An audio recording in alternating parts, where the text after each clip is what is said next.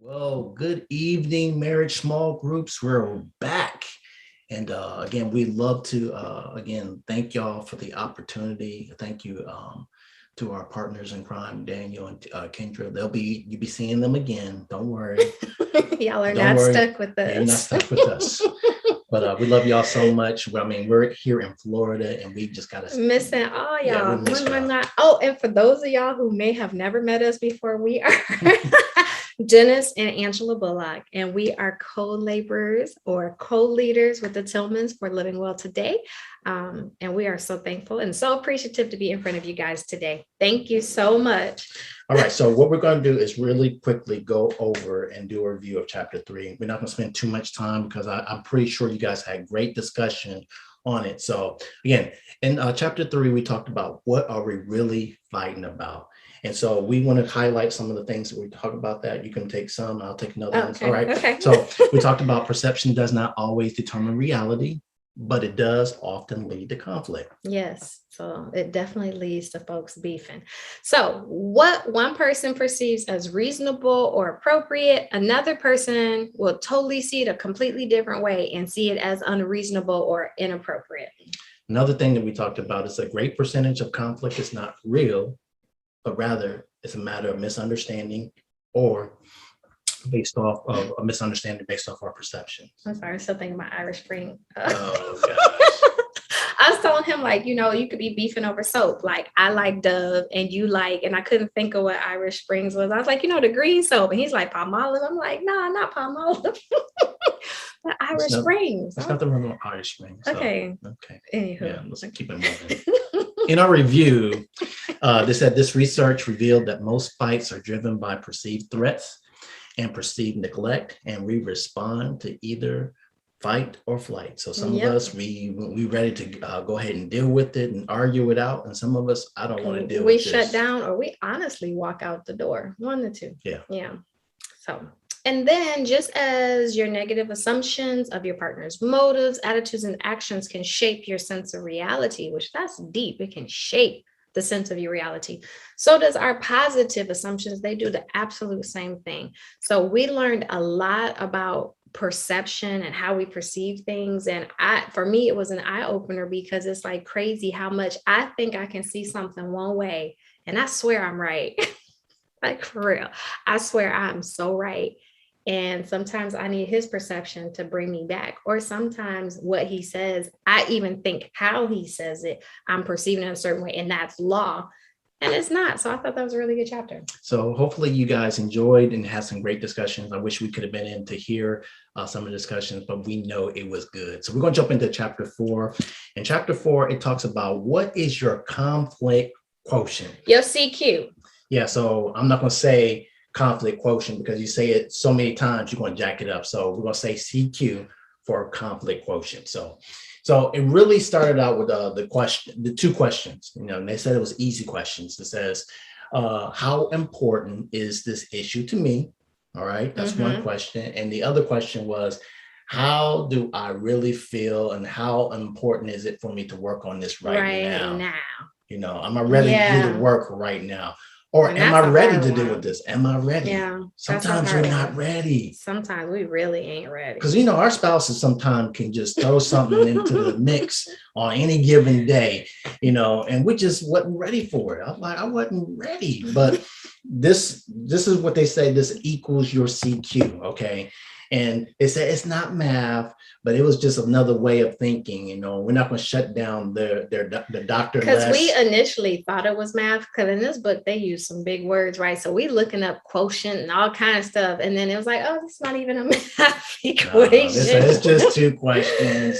But what I liked about these two questions and what it stated here is that your CQ is all about raising your level of awareness. Yeah. Just sometimes, all you need is a little perspective and a little awareness of what's really going on. Yeah. And this instantly gives you insight on whether this issue is likely to turn into a good fight or a bad one. And we know sometimes this,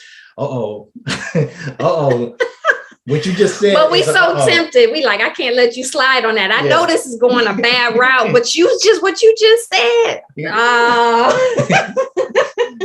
It's like that. What? Right. What did you say? And you know, Right. now we know that this is not going to turn out good. But sometimes, you know, you have great conversations and somebody says something, you're like, let's talk about that. Right. And we're all on some the right cylinders, so to speak, and we're ready to handle the issue. What I thought was really good about this was the self-reflection, like taking a moment, woosah, getting by yourself and really sitting there and thinking to yourself, am I ready to have a conversation? How important is this to me? And raising your level of awareness. I mean, I just thought that was really good. It gives you an instant insight on whether your issue is likely to turn into a good fight or a bad fight. And I think sometimes if we kind of look back on I can't say the word, previous fights that we've had, we kind of saw when it was going down the wrong road. We just didn't have that.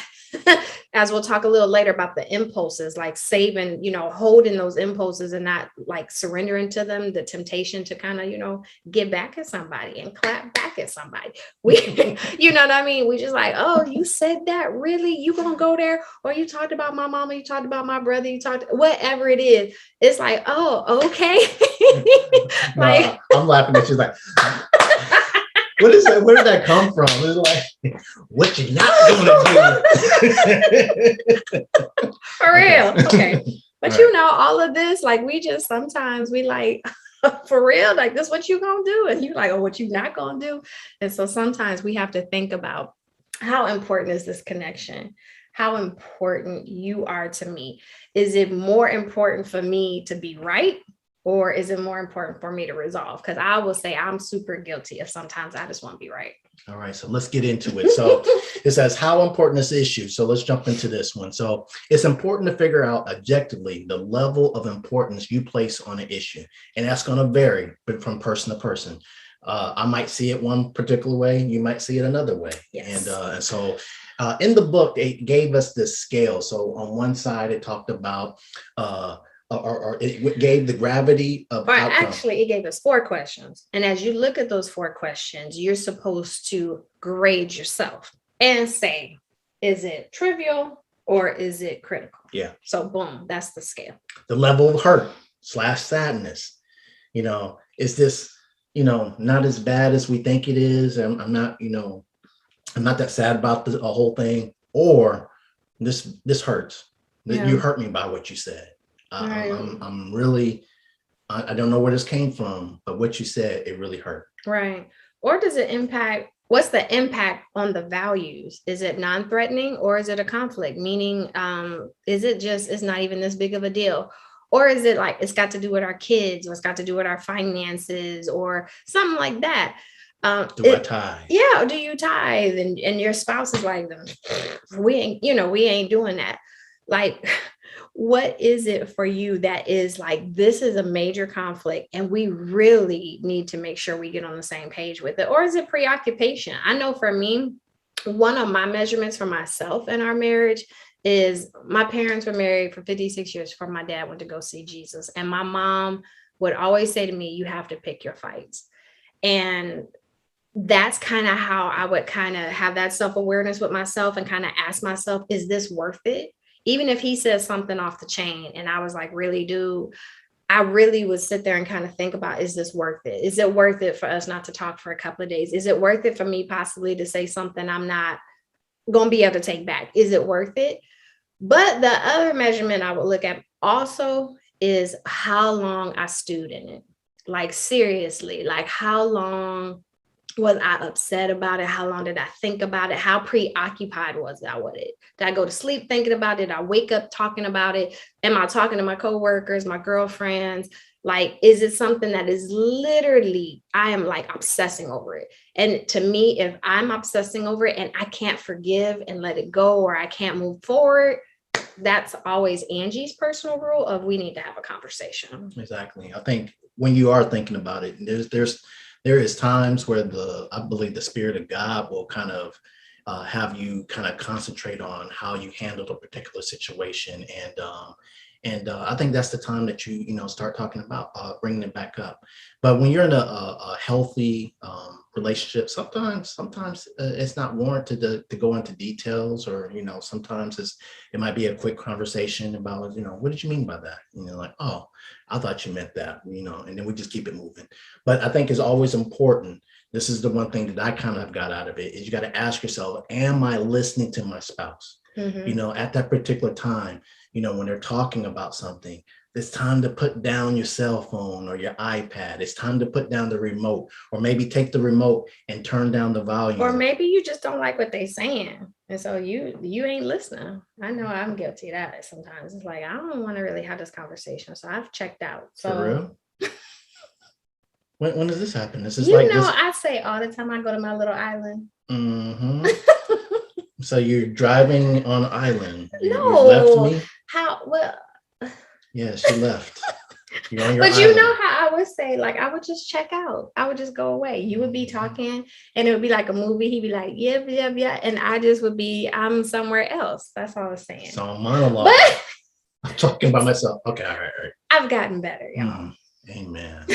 Amen. I've gotten a lot better. So it's important to really listen to what they're saying, and you got to concentrate, you got to focus, you got to lock in when they're saying stuff, because that might be the very moment where you're able to either this will turn into just a good conversation, a good fight that you're going to have, or it might turn into something where you neglect it and now it's turning into bad. And so we wanted to say, take these measurements that they've given you, the gravity of the outcome, the level of hurt, so on and so on. But also, when you are thinking about it and you're having that self-reflection, if you guys have already had some arguments about it, you've already had some, what we call sometimes intense fellowship. If you've already had that, think about it. Well, when we had that, was I really listening?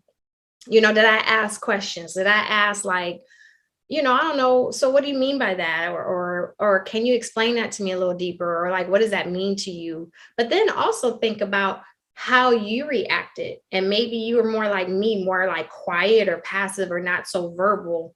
But on the inside, you like. What you're not going to do. What you're not going to do. You're saying that on the inside. What you're not going to do. That's just one word. 5 words in one. What you're not going to do is talk to me like that. You're saying that on the inside, right? That is what I was saying on the inside, but I wouldn't say anything on the outside. Or maybe you are more verbal. Maybe you let some stuff fly out. Maybe you go for the juggler verbally. I mean, we all, right? Yeah. We all guilty, right? But think about how, as you're having this self-reflection, bring it a little bit, have a little bit of moment of thinking about, am I really listening when we talk about this conversation or this topic? And how do I respond? How am I acting? What am I saying? What is the goal? What is my motive when we're in this argument? Is it to win or resolve? Yeah. And so that leads us into the next question that they was talking about for the CQ is, how ready are you? Are you ready to handle this particular issue at this particular time?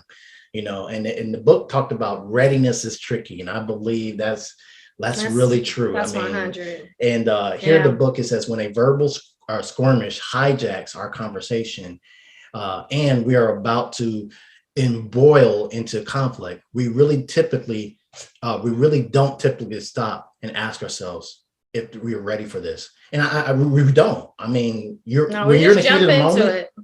You're in the heat of the moment. It's like a fight. It's like a fight. Do you actually stop? Hey, I'm not really ready to really fight. Hey, hold on, man. Wait a minute. I'm not. Wait. Before wait.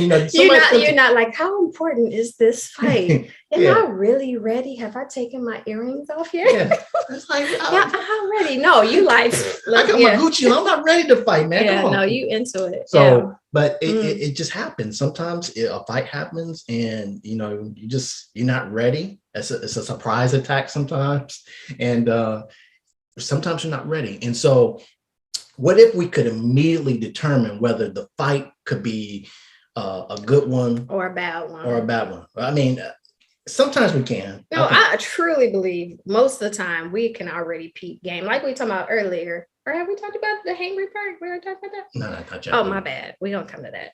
Yeah.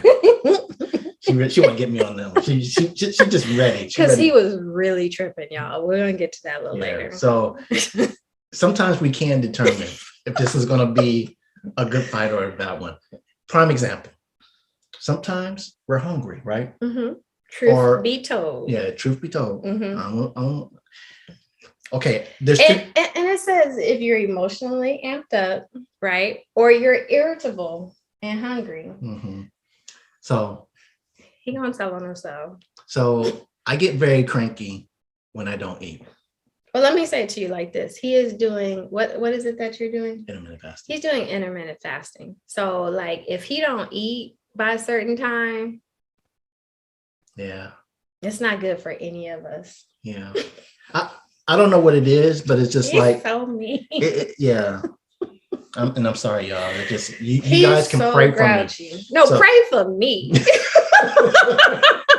Pray for me and my children, okay? Chris and Lauren and me need your prayers. But like, so example, so last weekend, was it church? We went to church. Yeah. And see, Angela, I have granola bars in my purse. I got like little bars. They're 100 calories. They less than 10 grams of sugar. Okay. They're not that bad. Or maybe they 13 grams, but anyway, they low. But I'm ready. I know how I get. I need to eat. I'm going to eat, right? So I'm in the car begging him like, babe, can you please, I have a granola bar. Can you please eat it? And he's like, no, it's got sugar. And dude was tripping on us for hours. And I think she's exaggerating. It wasn't hours. It could have been 30 minutes.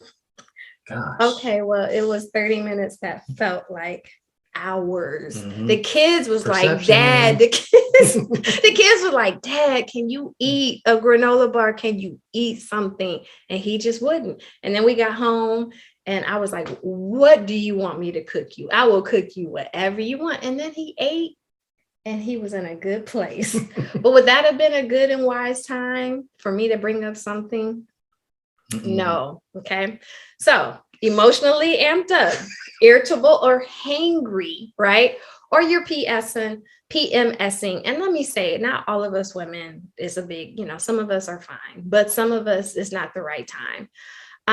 Or something like that. And you're bound to have a fight. Or like a very quick example, when we first got married, I used to talk to him when he was falling asleep because I'm a night person about deep stuff, but I wasn't really getting it that he wasn't getting it.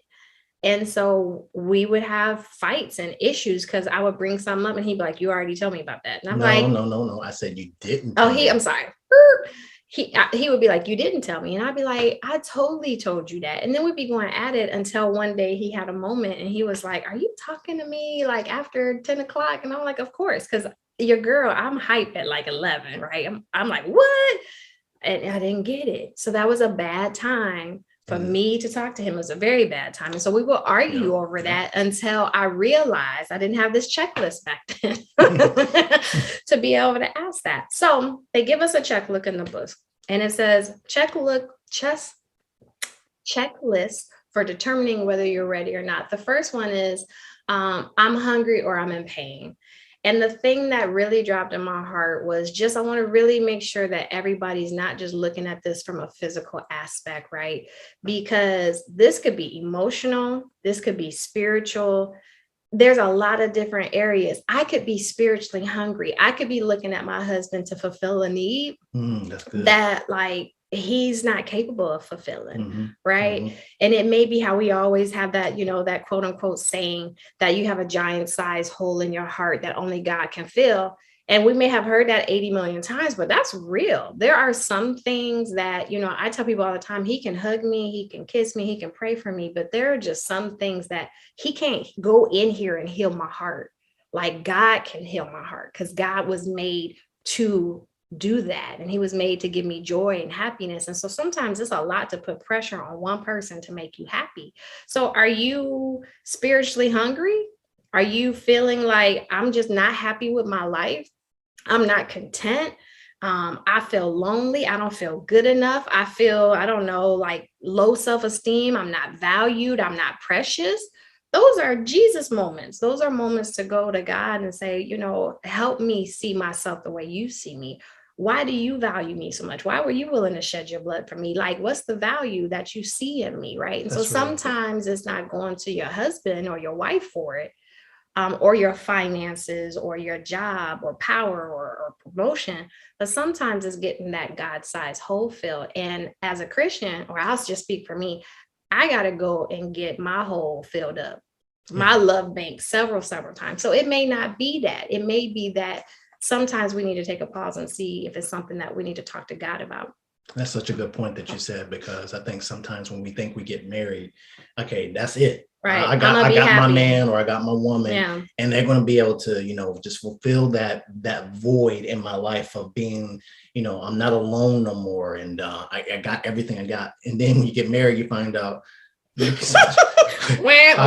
feel just a little bit lonely. I'm not as happy as I thought I was gonna be. Yeah, so I thought that was a very good point, that sometimes we're spiritually hungry, not just naturally hungry. Sometimes we just need to get before the Lord and open up that Bible and read some scriptures and thus saith the Lord, and just obey God. So I thought that was really good. And then you also talked about, am I tired or exhausted? Am I emotionally charged up? And then also, like you said this last week, am I pressed for time I need to think. Well, sometimes that can be stressful, right? Well, to me too, like if I'm tired, I might be emotionally tired. I might be mentally tired. It might have nothing to do with my physical. But if I'm like the example of Angela running late, which I heard some of you ladies was with me. Thank you. I'm not alone. But when he's like salty at me because I'm running late, I'm like in the bathroom stressing. I'm like freaking out. I'm trying, like, I'm doing all this stuff. And that would not be a good time to talk to me or come at me sideways, which we've had those moments. We've had those moments. But sometimes, it's just kind of looking at it and thinking about, am I hungry or in pain? Am I tired or exhausted? Am I emotionally charged? Am I full of anxiety or fear, resentment, unforgiveness? Or am I pressed for time and I just need to think? I need to just stop being stressed out. I need to have a moment. If you're dealing with some of those, find out what the root cause of it is. Maybe it's something in the natural. Maybe you need to take some vitamins. Maybe you need, you know what I mean? And then maybe we need to have a conversation, just like I didn't need to talk to him in his sleep. Mm-hmm. I was literally waking dude up, like, let's talk. Yeah, I'm asleep. Come on, really? All right, so we're going to jump into the battle zones. There was another grayed out area, a chart that they gave, quadrants and all that type of stuff. And they talked about, first, not ready. They talked about the dumb fight, which could sometimes be trivial, or the dumber fight, which is important. And so here in the book, it talks about, not only are you fighting over something, this is talking about the dumb fight / trivial.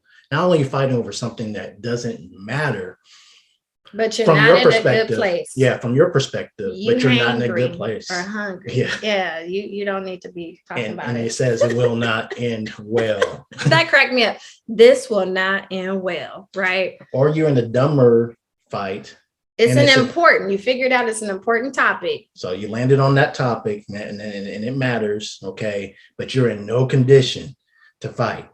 And then they said this one is high risk and it's serious friction, and it could be disastrous. Yeah. So no. So yeah. So yeah. And then of course the last quadrant says like when you're ready, it says non-fight / trivial. So you're in a good place to tackle this particular tough topic, or maybe it's not even a tough topic to you because you're just in a good place and you see it as trivial. So that's one quadrant that they talked about. And then of course the last one they talked about. That one, I do like the part that it says on that, since it's not something huge and you're in a good spot, it's more of a conversation. We can sit down and we can just talk about it, which I think is good, because sometimes it's really like once we put out the internal fire that's going on the inside, and once we kind of see what our CQ is or whatever, I had to think for a second what it's called. Once we kind of figure that out, sometimes that can put having that self-reflection and kind of seeing that's where am I at, that can sometimes put the fire out. The one thing I will say too, that was not in this book, or maybe it was in that whatever, but timing. I've had to learn with him timing. Sometimes, and I guess this is kind of what we're talking about, sometimes it's just not that moment for me to talk to him about it. And it may be because of me, or maybe because of him, or I just feel like Holy Spirit's like, it's just not that moment. But sometimes there are like moments when you need to bring things up, or even the finding, like we talked about earlier, finding the right time during the day or the right season and the right moment. But there are some times where it's like, I need to know that I've dealt with me, I've done my self-reflection, but I need to find the timing of this too. When is this a good time for me to bring this up? Yeah, like 1 second on the clock and they're about to kick a field goal and we're going to talk about, hey, what you think about the budget? Yeah, I'm not thinking about the budget. I want to see this. I had to get better at that too. But trying to like really figure that out, like, is this a really good time? And have I helped our home to be a safe environment where we could have that conversation? Because at first, I like that. That's good. At first, our house was not. I think we got married in 2002. I wouldn't say that our house was necessarily a safe environment to have deep conversations till about 2008. That's when we got, I won't say it like that. We had deep conversations and we dealt with stuff, but I felt like we got better. To live together. Yeah, we got better at communication and arguments around 2008. So it took us a little minute. So making it a safe space for your spouse, if you're going off on me, you're yelling at me, you're giving me tone, different things like that, it's not safe. I'm in flight or fight mode, Mm-hmm. And so the last one in the contracts, again, is talking about the good fight. That is important. So this is a fight worth having. It's important and you're ready to really conquer this particular area. And the odds of this conversation or fight, it will be positive. It's going to go the direction that you wanted to go. So last two that we want to talk about, we want to talk about the game changer, is talking about combining the CQ or conflict quotient. So really quickly, he know his CQ, I know my CQ. We done talked about it. Game changer. Mm-hmm. Now let's talk about impulse control. Because we gotta wrap it up. Impulse control, the key to curbing a bad fight. Your mind makes all the difference when it comes to having a good fight. Okay, hold on. Let me say this. Page 60. I thought, am I in an anatomy class or I'm reading the book? It was deep. Because I was like, it was so deep. I was like, I can't say any of these words. I'm like, what is this word? We had to look it up on the internet. Like, how do we say this word? And it's amygdala. We were like, we don't know how to say this. Sounds like a booger. You got amygdala in your nose. Okay. Okay. All right. We're focused. All right. But what we found out with the amygdala is that it can literally do what they call an amygdala hijack. So when we were talking earlier about you getting a fight and you just instantly like you on fire and you're like, we just going for it. Earrings are being taken off. Cuss words are coming. That is an amygdala hijack. And it says basically your amygdala tells another part of your brain that we both could not figure out how to say. So we're just going to call it the other part of your brain. We could have Googled it, but we were like, we're over it. To draw up from memory any deep-seated wounds in order to add emotional intensity to your body's readiness for defense. That is deep. So very, very quickly, we were like that at the beginning. And what we found out is that both of us had to heal from our deep-seated wounds in order for us to learn how to fight well. So if you are having things like this, please go get counseling. There's nothing wrong with it. You'll get practical tools to help you to be able to deal with your deep-seated. But that was part of my issue. I had a couple of deep-seated wounds that I had to heal. So my amygdala, would stop telling me to get ready to fight pretty much. So your mind holds your sense of self. It's a synonymous with your thoughts. Thus, you can make up your mind. You can change your mind. And you sometimes are a person of two minds, which are what is it? Double-minded. I totally got jacked up. Double-minded person. It's not good, right? Unstable. Unstable. So your mind, in a word, thinks, and it helps your brain to be rational. So you can teach your mind how to think positive. Yeah, so I think that's the thing that we're going to get into. The last scripture that we want to talk about is in Romans chapter 12, and I think it's verse 2, right? Mm-hmm. And it says, be not conformed to this world, but be ye transformed by the renewing of your mind, that you may be able to prove what is the good and acceptable and the perfect will of God. There is a good and acceptable and perfect will. So I think a lot of times when we train our mind, again, going through reflection, going through the awareness, we start to ask ourselves, is this good? Is this acceptable? Or is this the perfect will of God to really handle these two questions? Am I ready? Or is this issue important right now? You know, and I think that's where we bring the balance to this. So y'all, we love y'all, and we have to let you go because we could keep on talking. And we're going to release you guys to your leaders. Yeah, because what we're not going to do is go over time again. All right, we love y'all. Have a great discussion. All right. Peace. Go deep, y'all. Have a good talk.